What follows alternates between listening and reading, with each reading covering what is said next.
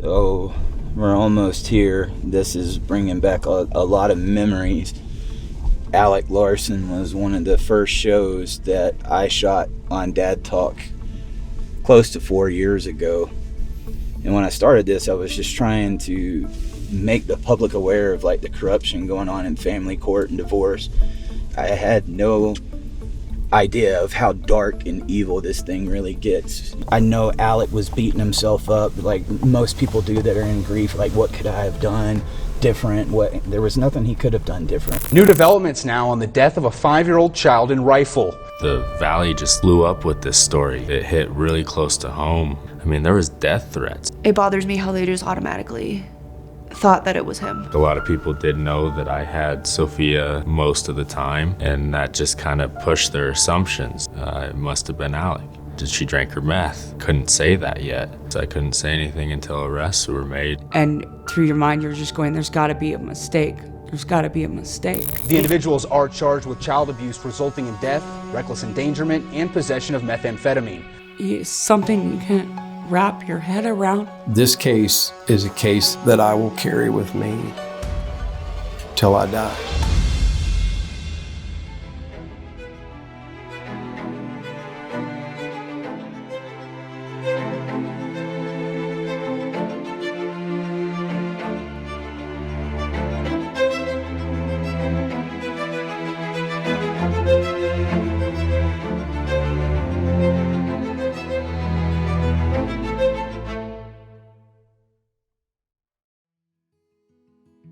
Alec was born in Moab, Utah in 1996.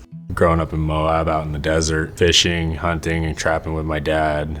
He was outdoorsy and running on the farm and never inside at all, always on the go. He was a kind, generous kid. There was a kid in the neighborhood, an older boy that had some disabilities, and he'd get picked on at the school bus there by the house, and Alec would go stand with him and hang out with him to make sure that nobody was picking on him and to be his friend. Alec was 2.5 when Summer was born. Alec was so happy to be a big brother. He just couldn't get enough of Summer. He was always snuggling and hugging on her and very, very happy to have a little sister. Bringing my sister up, wherever I went, she was tagging along with me, and I was taking care of her for most of the time. When we lived in Moab, I didn't really have a whole lot of friends down there until, a couple years later when some younger kids moved into the neighborhood. So before then, I was riding around with my brother, chasing them on their bikes and trying to be cool like them. And we were given a lot of freedom. It was a small town when I was growing up, and me and my group of friends were able to do whatever we pleased, as long as we were back before the street light came on. He's a good brother. He's more of a bully than a brother. Making fun of me because my name is Summer and it rhymes with bummer. Something I've yet to outgrow. Alec was always a fairly easy child. When he got to be a teenager in high school, he wasn't so much getting in trouble, but he was, running around doing teenager things. When we came to Colorado, the kids settled into school. Life was good. And one of my good friends, Melody, she was living with me at the time. She moved out here from Florida in high school, and we just linked up and became really good friends right away. So when I first met Alec, I had just moved to Colorado from Florida, and Alec was kind of the first person that came up to me at school, and we kind of just clicked right away. We became friends, started hanging out every day. My first time meeting Stephanie was actually at a party. Me and Steph kind of became friends that night, and then we started hanging out a bunch. Well, I thought that Alec and Steph would be good for each other. They kind of had a lot in common, so I got us all together to hang out one night. I thought Steph was a lot of fun. We were young and we were going out all the time and didn't have a care in the world. In high school, they had a really good relationship. We were partying and doing stuff together, but as soon as Steph got pregnant, it all changed. It was right before school started, and she let me know that she was pregnant, and it just kind of, everything just Everything I was thinking of went out the window. I was like, I'm not going back to school. You know, that was my first thought, was I got to go start making money. And When Alec came to me and told me that Steph was pregnant, my response was, I know. As a woman and as a mother, I already knew. He came to me wanting to get a place to live and that he wanted to move out and he was going to move in with Steph. I was not in agreement with it at all. I didn't want it to happen. He was too young. He had not finished high school yet. I had asked around the community about the character of Steph because she was dating my son, and I had not heard the best what she'd been up to. Steph told me she's pregnant, so I was thinking about leaving school so I can get a job full-time and take care of the kid. Please. Not with her. I was actually the first person to know when she was pregnant. I have to tell you something. You can't tell anyone, though. Are you pregnant? Yes. Oh yes, my gosh, that's so exciting. You can't tell Alec. Okay. Okay. I promise. Okay, don't tell him. It was extremely hard to keep that secret from my brother, that he was going to be a father. Alec got a little upset because he thought that Summer had told me. They immediately went to me and were like, you told her. I'm like, I didn't say anything, I promise. The reality is that she didn't. I had already knew. Alec was very, very happy and excited to become a father. my head was just spinning when I first found out that I was going to be a father, you know. I was scared out of my mind, but I knew that's what my purpose was going to be from that point on. So the day that Sophie was born, it was amazing. She had just these big eyes that were wide open. She didn't make a peep. You know, I was scared at first because she didn't cry at all. And I was like, you know, from movies, they're supposed to cry. You know, what's wrong? And she's just kind of laying there doing her little wiggles and they're getting her cleaned up. And I walked up and I said, Sophia. And she broke her neck and looked dead at me. Like she immediately knew my voice and just opened her eyes and just was like, you know, she probably couldn't see me yet, but she was looking dead at me and it melted me. It was amazing. When Sophie was born, Alec grew up. He got a home for his family. He got a good job. He graduated high school still. He accomplished a lot over the course of the year after. I think it was the best thing that ever happened to Alec. Changed Alec. He matured and you could just see the love he had for his daughter. It changes the way you see everything. It changes the way you do everything, you know. All of a sudden you're scared to jump off a 10-foot cliff that you were doing front flips off 3 months ago, you know, because if I get hurt I can't go to work and then I can't feed my kid. And 3 months after Sophie was born, Alec brought home 3 puppies, Rocky, Bella, and Gage. So Sophie grew up with those dogs. She was running around, learning how to crawl on the floor with the puppies.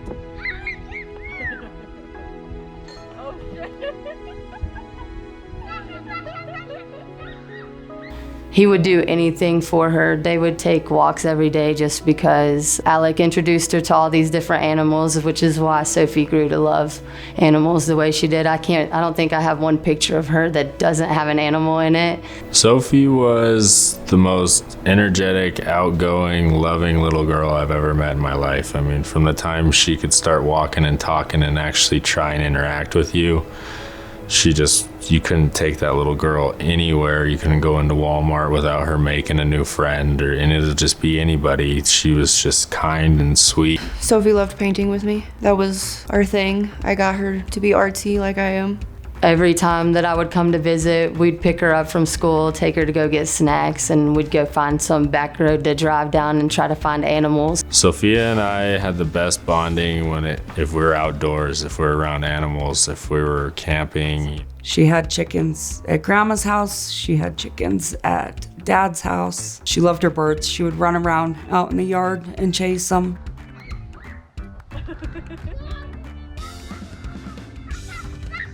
Her getting the turkey to chase me around the yard because she knows that I don't like birds. I hate chickens, and I will shoot a turkey. I will eat a turkey, but I don't want to pet it or play with it. She was the light of the room, the light of the store, or wherever you so happened to be. All eyes were on Sophie at all times. She'd FaceTime me all the time and be like, TML, like I gotta show you something, and play something on her guitar or her little piano. We went to the park right next to my house and played at the playground and rolled around in the grass. She was very excited because we were both wearing pink sweaters. I think it completed him when Sophie came into the picture. I think it's what he needed.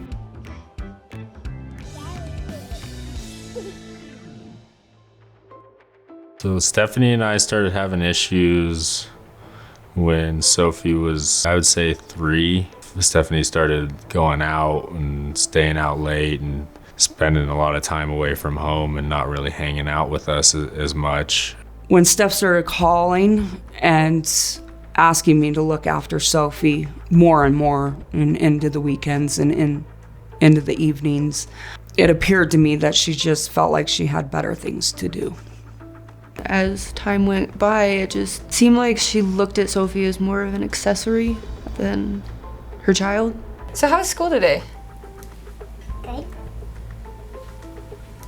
And how was everything else? Good. Well, I'm glad you had fun, because I've been having a lot of fun. At the end of the last 2 months of the year that we were together, she was gone 7 days a week, not home for more than 2 or 3 hours, staying out at bars, and a bunch of text messages on her phone and stuff. So I finally confronted her. I'm gonna head out. I'll be back in 2-3 hours, maybe? Wait, where are you going? You just got here. I'm just gonna run an errand, calm down. You've been here 2 hours, and you've been gone for an entire month. Okay, first of all, we need milk, okay? You're not getting milk. I saw that we needed milk and But you're not getting milk. Where are you going? Look, you've been gone for an entire month. Look. Why are we even doing this? Look, I said I'm getting milk, okay? Why are we even doing this? Should we just break up? Yeah, you know what?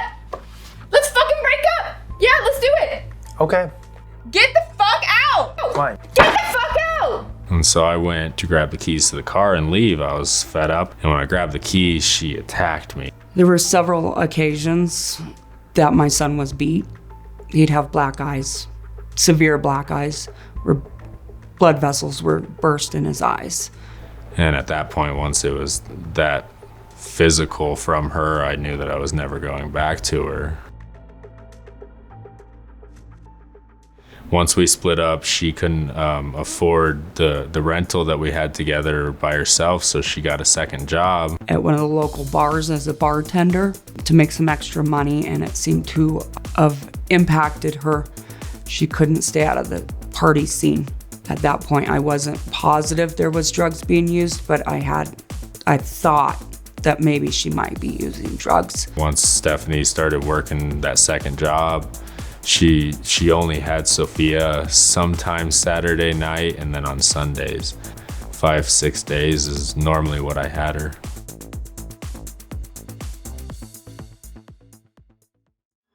When I first started noticing that Stephanie had a problem was I just started to see physical changes. She'd be weird, really short attention span. She couldn't look me in the eye anymore, and she used to always be about eye contact. You know, she was a very confident woman. She wanted you to look her in the eye when you talked to her, and she couldn't keep eye contact with me anymore. I hadn't seen her in probably 2 or 3 months. And then I went to pick up a car seat from her, and she was skin and bone. And I've never seen stuff like that before. You know, she's a heavier set woman. It was scary how slim she was getting in such a short amount of time. It happened within 2, maybe 3 months that she dropped 50 or 60 pounds. She got a boyfriend that was well known in this valley for being the dealer of the meth and coke. And that was about 2 months, 3 months before Sophia passed, when I started to make a ruckus to Steph and try and get her attention about the problem that was becoming. What's this? Nothing. None of your business. Look, this stuff is changing you. You can't take care of Sophie. Shut the fuck up! Nobody even likes you. Look, I need to get you help. You can't take care of Sophie like this, and she's the most important thing in our lives. When I noticed that Sophie was coming home hungry and very tired from Steph's house, I had mentioned it to Alec that something's going on. She's too hungry and she's too tired coming back from mom's. I said, maybe it's time to think about trying to get custody. And he said he wasn't sure how that would work out because he was a single father and living with his mother. And the courts weren't going to take kindly to that. So it was a Saturday night, and she told me she wanted Sophie on Sunday and to bring her down Saturday night. So I drove from Carbondale down to Rifle, and I got there and Stephanie wasn't in the house. So it was really weird to me, and I was like, I'm not leaving Sophie here. She's coming home with me. I drove through town and went right over to Stephanie's dad's house and just went and knocked on his door and went and had a conversation with him about what was going on with Stephanie and just laid it out for him. And I'm like, look, man, we need to take Sophia from her. You need to help me with this so we don't have to do the court stuff. I was like, we need to take Sophia. We need to get Stephanie help. We don't want this little girl to bury her mom. You know, I was genuinely concerned about Stephanie and the way her health deteriorated. At that point, I wasn't letting Sophie around unless I knew that her father was around as well. It blew my mind. I didn't think that it was that bad. I didn't think she had gotten that into it that fast and was obviously heavily using. When I had that conversation with Alec about the need to be looking into getting Sophie full-time, he was concerned about how much it was going to cost and that the courts would look down on him and he wouldn't have much of a fighting chance being a man trying to get custody of his child, regardless of the situation and the financial burden that it was going to take. It's a little ridiculous the way the court system works with that. It is 100% for the mothers, even if the mother is not fit to be a mother. Colorado's a mother state for one, so I was nervous that right off the get-go I have more of a difficult battle than her. She was a high-functioning meth head. You know, she worked at a local children's dentist office. Who knows how many mouths of little kids she was working inside of while she was high as a kite. But she was able to cover that up well enough. If Alec was the one on drugs and had custody or was trying to get custody, they would have handed Sophie right over to Steph. He wouldn't have had a chance. Either way, him sober, working full-time, having a house of his own, having Sophie 90% of the time anyways, they probably wouldn't have given him custody. It would have been, court battle after court battle after court battle. Had my son been able to just go in and have a drug test done on Steph to show that she was using drugs and get custody of Sophia, it could have saved Sophie's life. Instead, he was up against $5,000 for a retaining fee, and it was going to take a year's worth of time, and the entire time she was in an unsafe environment. I had dropped Sophia off in the morning at school, and Stephanie said that she was picking up Sophia in the morning and she was going to stay with her. And so, whenever she asked for Sophia, I would send her to her because she never asked for Sophia, and Sophia always asked for her mom. Every night that Sophie wasn't with me, I made sure to call her and I would talk to her for about half an hour before bed. And so I was blowing up Steph saying I need to talk to Sophie, say goodnight and let her know I love her. And she was just kind of, she'll call you in a little bit, she'll call you there, this or that. And I just never heard from her. It was Daniel's birthday. So they were celebrating his birthday. Stephanie had got fired earlier that day, so I think she was just like on a rager bender. Apparently they mixed their meth with water. I don't know, it had something to do with the way it smoked. So they had mixed it into just a water bottle, and according to all of them, Sophie was put to bed and the time that she was supposed to, but she woke up and needed some water, and she just walked out, and they were all smoking in the living room. So they were smoking there, and Sophie wandered out just groggy-eyed, needed some water, and grabbed a bottle and took a swig of it. And it was the bottle that they had made their little meth mixture up in, and they all weren't really sure if that was the one she drank or not. So they just kind of kept an eye on her. And they said that she tried to go back to sleep. Sophie immediately, hyperactive, obviously up out of bed, said she did not feel well. She did not feel right. Something was wrong. She was bouncing off the walls. Apparently Stephanie was recording her the whole time too. Said that she was seeing shadows and stuff, and then she just collapsed. All three of them said she just fell right and started like convulsing. I guess Daniel got a Bible and started reading Bible verses, thought that she was possessed by a demon, and he thought he could exorcise the demons out of her, and that was gonna save her. In the name of the Lord, I order you to leave her body. None of that was working, and so they grabbed her and took her to Bertha's ex-wife's house to put her on the oxygen, thinking that would help her. And then she became completely unresponsive, and I think they said she started to like foam a little from the mouth or bleed or something, and that's when they finally decided to go to the hospital.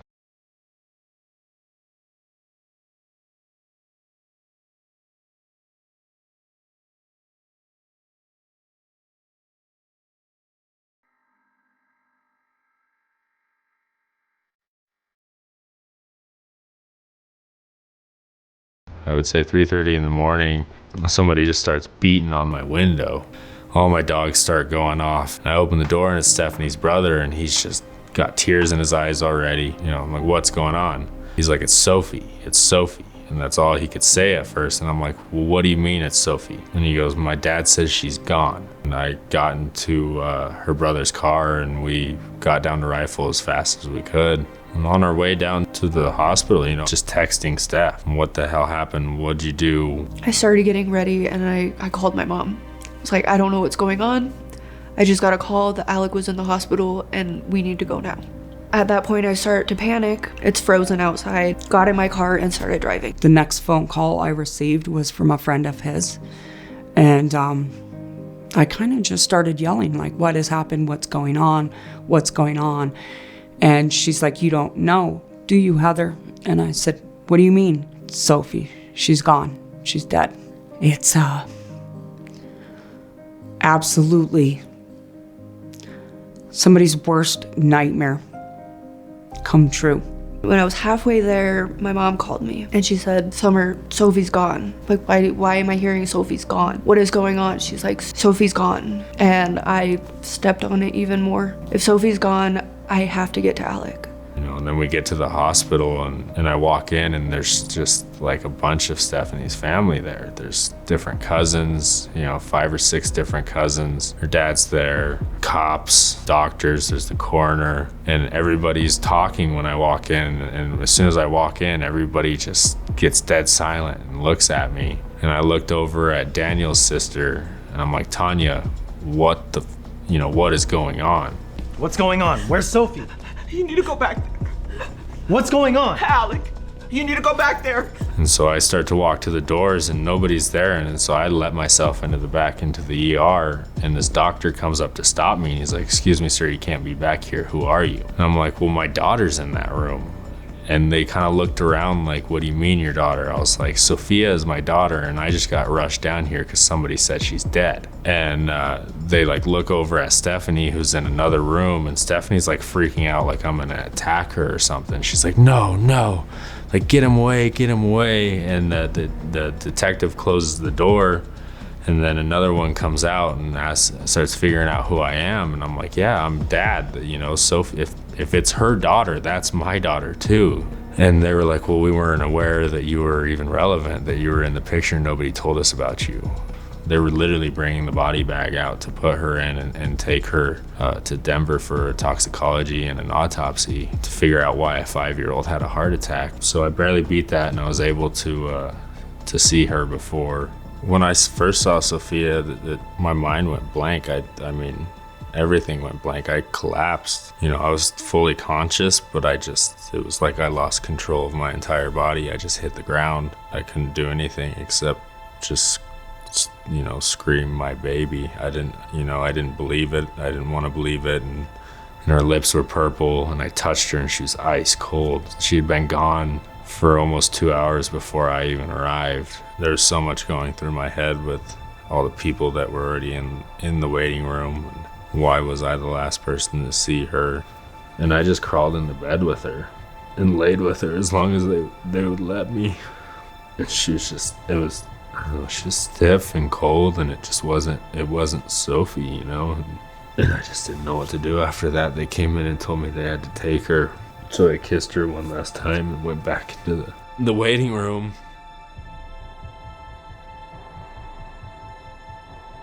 When I got into the hospital, I was like, where's Alec? Where's Alec? And they just pointed down the hallway, and he was pacing back and forth at the end of the hallway. And I ran to him, and he buckled in my arms.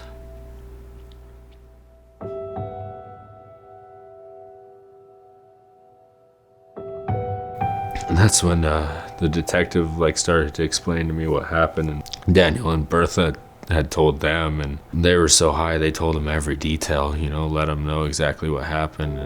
And I believe Bertha dropped them off at the hospital and then left so that she wasn't there when the police showed up. So Bertha and Daniel actually ended up getting in trouble for tampering with evidence, and they went and threw everything away.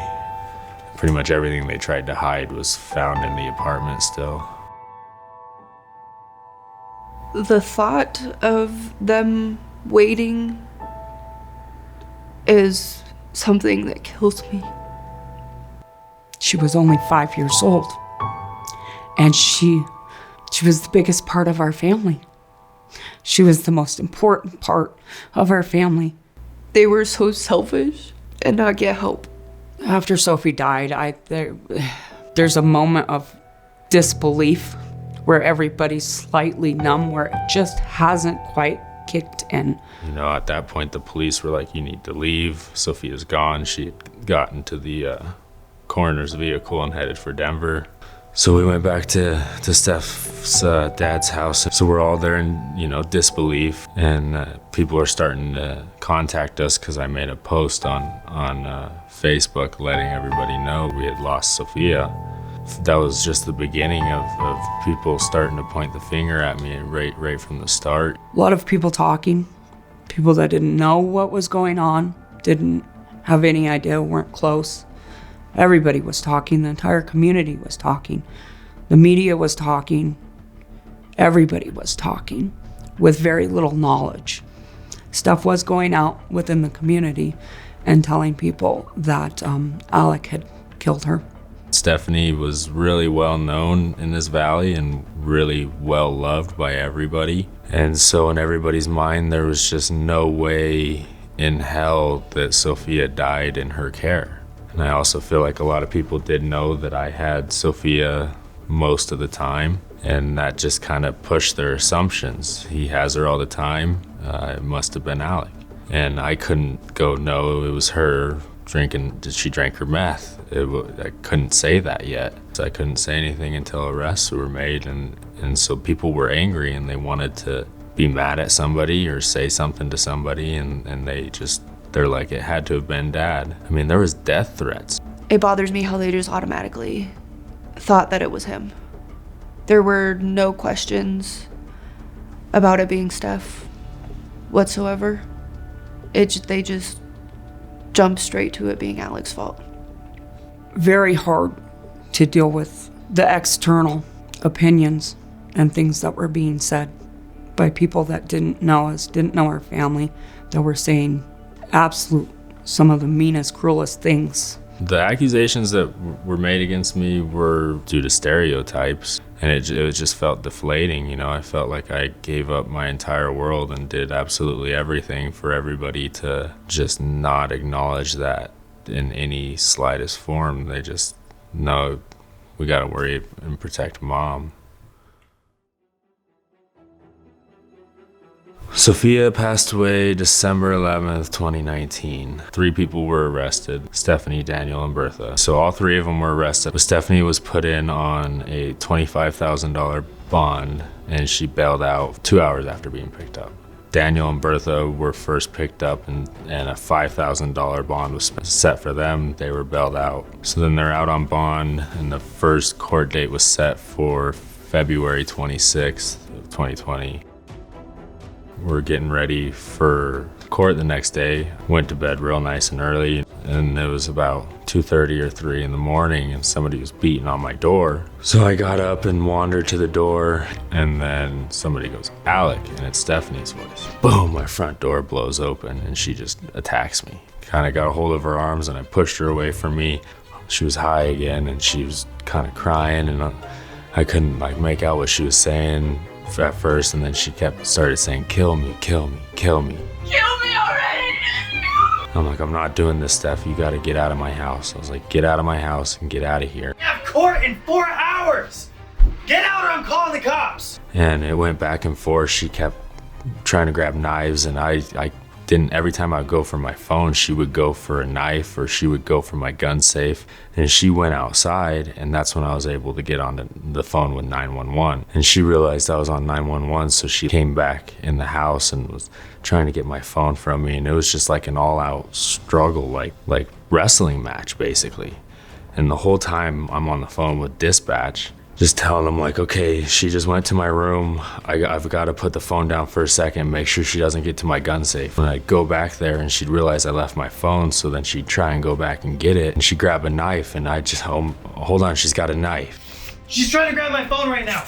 She's crazy. So this is all going through dispatch, and there's just a struggle, and she finally sees the keys to the car, and I happened to take the battery out that morning because I was gonna replace it. And dispatch was like, "The cops are coming up the hill from the highway." They were 30 seconds out, so I just let her take the keys and back off. And she got in the car and was trying to start it, and just had no idea why nothing was working. Squad cars show up, and they come out, shotguns and AR-15s drawn, and spotlights right on this car. She was fiddling with the keys, still trying to get the car started, and they were yelling and screaming at her to put her hands up, and she kept fiddling. And I 100% thought I was gonna watch the cops kill her because of the phone call I made to dispatch. That was a really freaky moment. It was 4 hours before our first court appearance. She got arrested and made her first court appearance behind bars. Steph was charged. She was sentenced to 32 years in prison. 32 years is a life sentence in the state of Colorado. She won't be having any more babies to do this to another one. I do not believe it was enough time for Daniel and Steph to serve. They took Sophie's whole life, her whole life. As far as I see it, it should be a life for a life. You take a life, you give your life. There was Stephanie, Bertha, and Daniel. Bertha was there trying to help with everything they did to Sophia. So she was the one trying to kind of help cover up the whole crime scene. And she was facing the same charges as Daniel. And the next day, she was gone. Immigration came and picked her up, put her on a plane that night, and sent her back to Mexico. A free flight back to a free life, which I thought was completely ridiculous. The anger, the span of emotions that a person would have or run when they're a parent and they lost their child. I've experienced him experiencing all of those. But I can say that he has been a remarkable example of feeling those feelings, but also turning what happened into something good.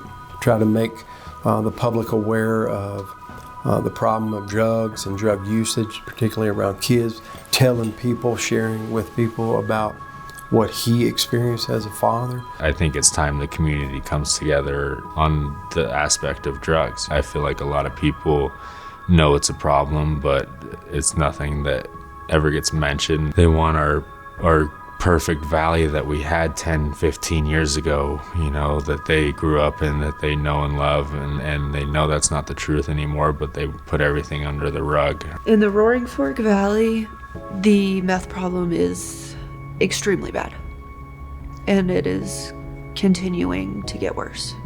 It's sad, honestly, to see how bad the drug problem in this valley has grown since I left. That a lot of people use drugs because they have some underlying issue, trauma as a child, mental health. But certainly that's the second thing, is just us being more open to addressing addiction and making treatment more available. Because if we don't have addicts, we don't have drugs. If we don't have drugs in the presence of children, we may not have tragedies where kids ingest those drugs. And I think the way that everybody stands up, the person that robbed somebody at a store, let's all help find them, or the lost dog in this town, let's all find them. We all need to come together and go, all right, let's put an end to this. What are we gonna do? Let's rally together. I think if I could say one last thing to Sophie, I tell her that I love her.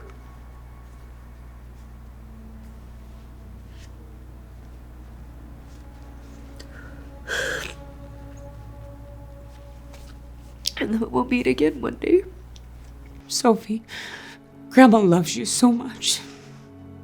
And I miss her. I miss her. And I am so sorry this happened. I love you, and that I'm proud of the young woman that you were becoming, and that I wish I had more time, that I wish I could have been around more, and that I'm sorry I wasn't here with Alec at her funeral, and that I wish she was here. I think I'd have to apologize to her for not doing what I needed to do a little sooner. Let her know all about her sister. She always wanted a sibling.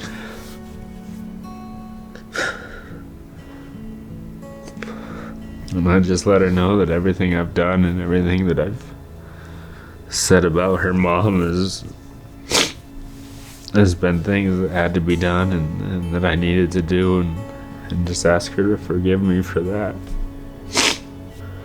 And then I let her know that the people that did that to her probably didn't really mean to, but they did do that to her, and I hope she understands that that's what happened. And I miss everything about her. I miss being around her, and I try everything I can to make sure she knows I still love her. I try to visit her as much as I can, and make sure she knows that I'm still taking care of her every way I can, and I love her to death, and I miss her.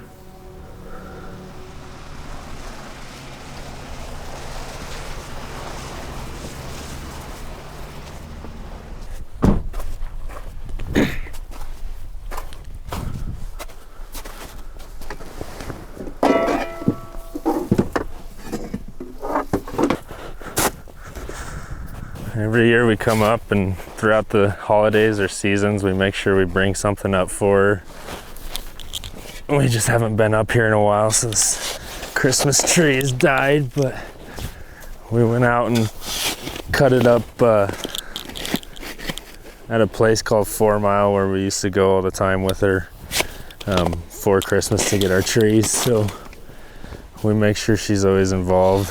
This is the most snow I've ever seen on the grave, though. It's been a good year, I guess. But it's a long time coming, and hopefully I can get it dug out, and it'll look nice when Eric comes up. And then I plan to put a bench so we can sit and hang out with her, and have more of an area to actually spend more time with her, because it is kind of flat out here, and I want to see if I can get some sort of shade set up for her, and just continue to keep working on it and make it as beautiful as I can.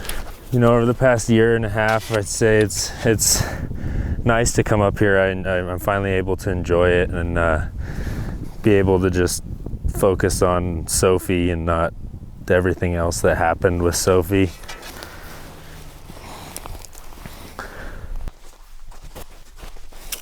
What's going on, man? Hey Eric, how's it going? How's it going, dude? Nice to meet you, finally.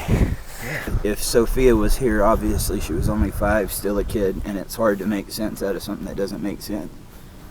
What do you think Sophia's feelings towards her mom would have been if she would have made it, or even now looking on, do you think it would have been hatred or just she would have wanted her mom to get help.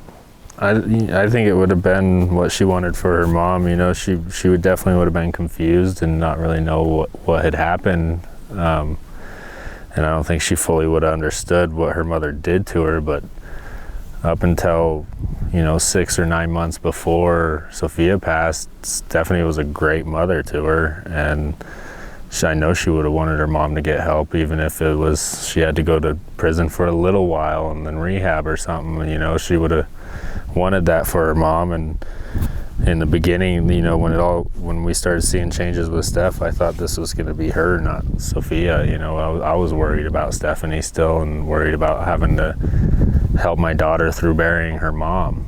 A lot of us think we've got it bad, and then I have to sit down and talk to guys like you. I mean, like, asking you to relive those moments was one of the hardest things I've ever done. But I want you to know how proud I am of you. I can tell that you've refound your happiness. You still got Sophia in your heart. I'm very proud of Alec. Watching him come as far as he is and not give up. I am very proud of Alec in the way he handled this situation and the person that he's become out of this. I think Alec is doing way better. I'm starting to see that sparkle come back.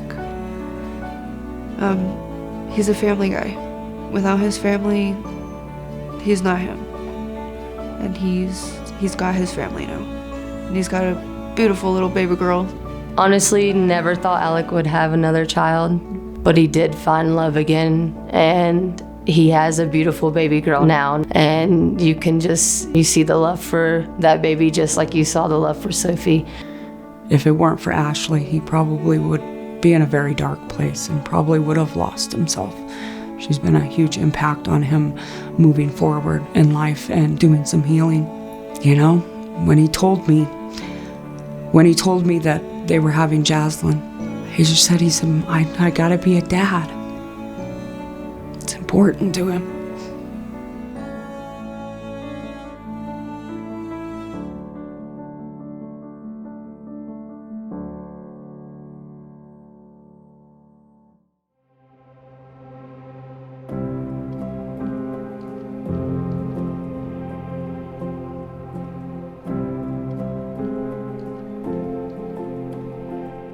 So how far away do you think she is? It's another half mile, just right around the mountain right over there. If anybody's there, when we're knocking on the door, they're probably going to be peeking out windows before they open the door. And I'd be really surprised if we get them to open the door. I'm just anxious, what if we did see her? I would go right here. Okay. Kind of something crazy to think about if we did see her, what her reaction would be. 42, 41, 40, 39. It's that 10. You ready? All right.